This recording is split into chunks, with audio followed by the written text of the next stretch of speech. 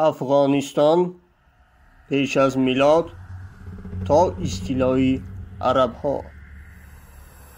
افغانستان سرزمینی کهن و تاریخی است. سکه هایی که از افغانستان پیدا گردیدند بازگوی تاریخ کهن این سرزمین هستند. قبل از اسلام در افغانستان شهرهای بزرگ موجود بودند. این شهرها شهرت جهانی داشتند.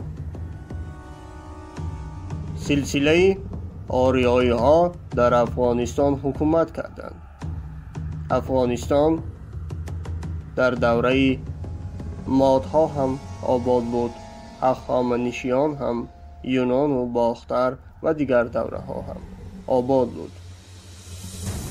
عالمان بر آن عقیدند که آریایی های قدیم در شمال خزر و شرق اروپا زندگی میکردند و قبایل گوناگون داشتند. آنها پسان به سرزمین های ایران، افغانستان و هند مهاجرت میکنند. به این سرزمین ها می آیند و سرزمین های ساحلی دریای امو. اولین سلسله آریایی ها در این سرزمین با نام پیشدادیان معلوم است. معنای پیشداد به معنای نخست کسی که قانون آورده است معلوم است. بعد از پیشدادیان در این سرزمین ها کیانیان به سر قدرت آمدند که آنها سلسله دیگری آریایی اند. ساتراپیای باختر که سرزمین های امروزی افغانستان هم به آن شامل بود در دوره هخامنشیان تابع این امپراتوری بود. در این دوره افغان ها با رسم الخط آرامی کار خود را پیش می بردند. در این دوره ساختمان راه و کاروانسرای ها اوج می گیرد.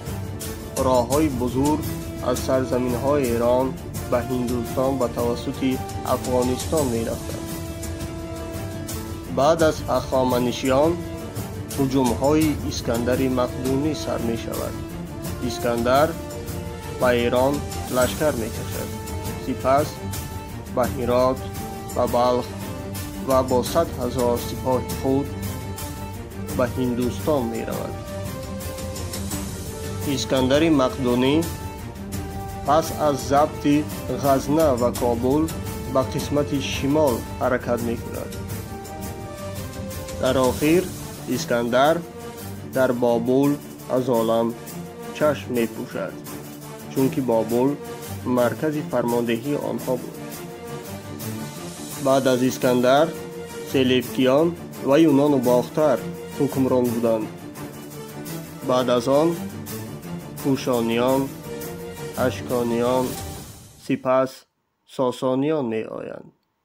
در این دوره ها سرزمین های افغانستان خیلی رشد می کند تا آمدن عرب ها به این سرزمین خیلی پیشرفته بود، ترقی کرده بود. شهرهای آباد، کاروانسرای ها همه با شکوه بودند.